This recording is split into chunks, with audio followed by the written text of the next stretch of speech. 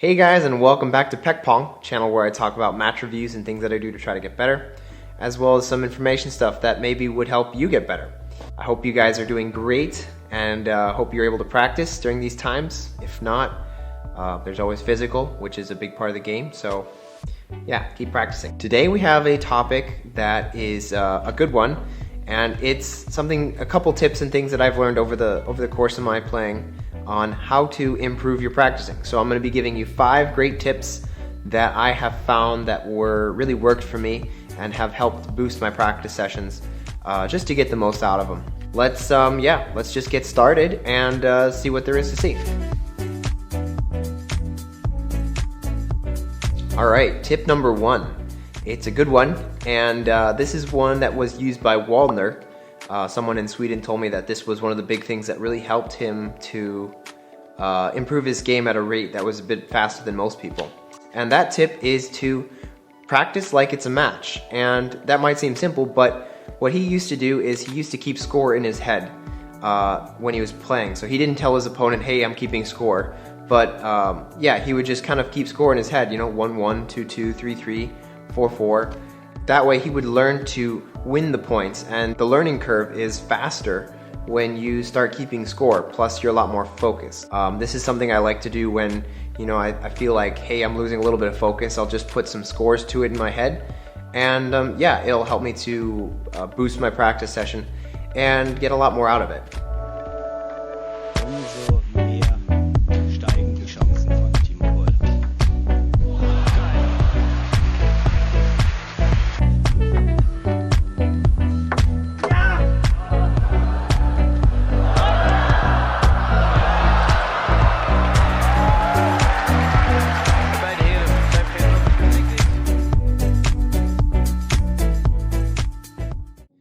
Tip number 2 is to keep a journal or a book to write down all your drills and all the thoughts that you're thinking about implementing in your game. I think it's really important to keep track of these things because at any given moment I'm usually working on like 10 or 15 different things in my game, trying to implement these things, and if I don't write them down, I'm probably going to forget them. And then you can kind of see the tendencies in where you're messing up, or something that you worked on before is now not working anymore, so you have to revisit these topics and things like that. Another one is to also record your matches, even when you're at practice matches. Just because, if you're trying to improve, you're going to see those improvements or not see them, and then you're going to be able to fine tweak them and kind of understand what's going on in your game and where you're winning points, where you're losing points.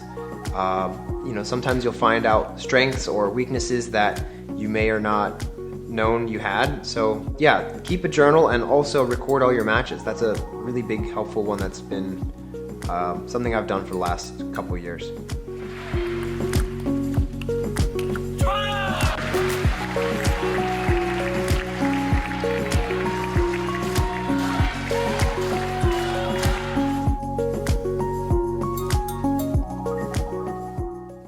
Alright, so tip number 3, it's to practice against your opponent's strengths.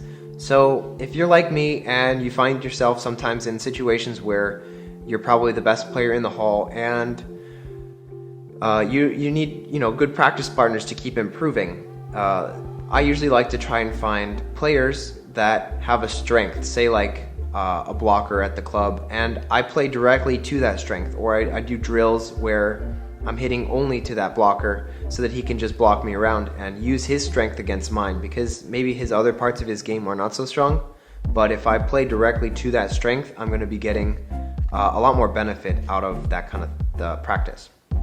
Another tip I have is to find someone at the club who has a passion for getting better like you do, and just work on giving multi-ball to each other. Even if you're not so good at it at first, it's really worth the time to improve your multi-ball skills, because in the long run, and for me, going through that learning period with someone on multi-ball, it's definitely well worth the time, because multi-ball is one of the most potent training methods you can put out there, just because you're able to work on very specific things over and over and over again. So yeah, definitely find someone to give you multi-ball, and do the same for them if they want it. Get the right blocking angle.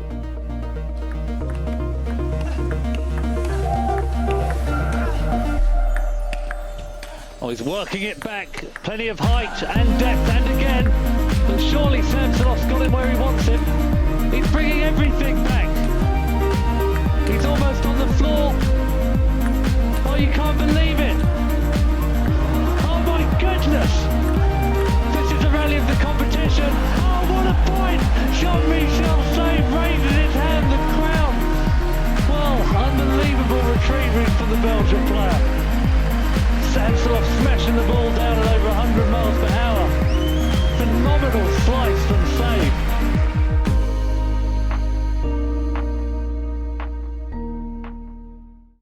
Alright, so tip number 4 is to practice when your opponent is doing their drill. A lot of times I am able to get a really good practice session even when I'm doing blocking drills for my opponent, or just pushing and blocking or something like that. What I like to do is maybe work on my movement or my push quality, or the depths of the pushes or the speed. Sometimes I like to really watch my opponent's racket to see how much spin they're making. So yeah, there's a lot of different ways that you can practice even when the other person's doing their drill. That way then you're developing these habits, and they're just going to kind of groove in over time, and they'll be there when you do play matches and things, just because you've had that repetitive tendencies. So definitely always have to be on top of things, and yeah, practice when your opponent's doing the drill as well.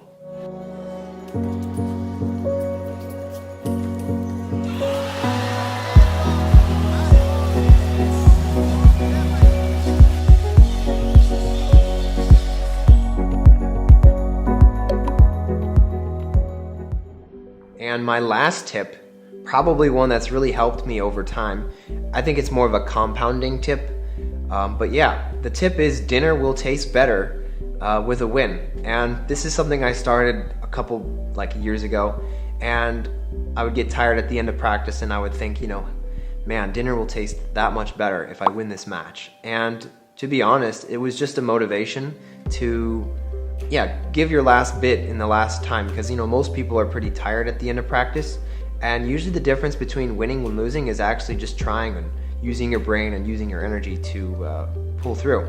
And a lot of times that's what happens in tournaments, is you get to the end of the tournament, you're tired, you're sore, you probably had a couple bad losses maybe, and you're gonna throw away the game if you don't pull yourself together. So definitely try and force yourself to give your last bit in those last matches of the day, because you're gonna go home and be thinking about how bad or good you played, and that'll be the kind of the note that you leave on for the next 10 hours or so when you're not practicing, and you don't feel so bad about coming back to practice. So yeah, like I said, it's been a compounding thing, just a good habit to get into, and it's just every time have that trigger or something that says, man, dinner will taste so good after this.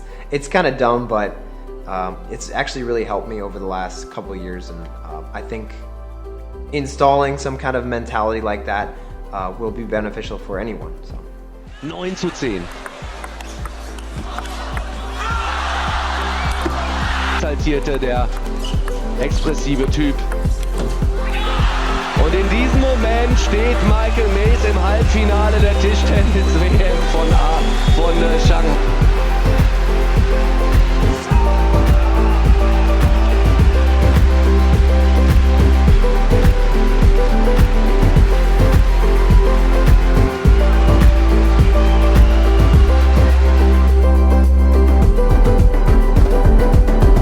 Yeah, that's the video for today.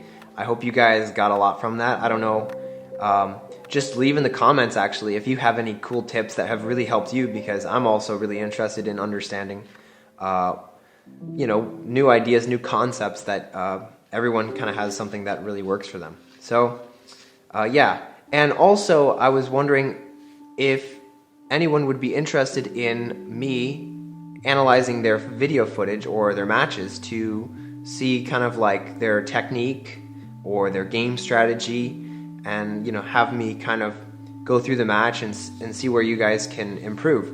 But yeah, just let me know if that's something you'd be interested in. It's kind of like online coaching or something like that.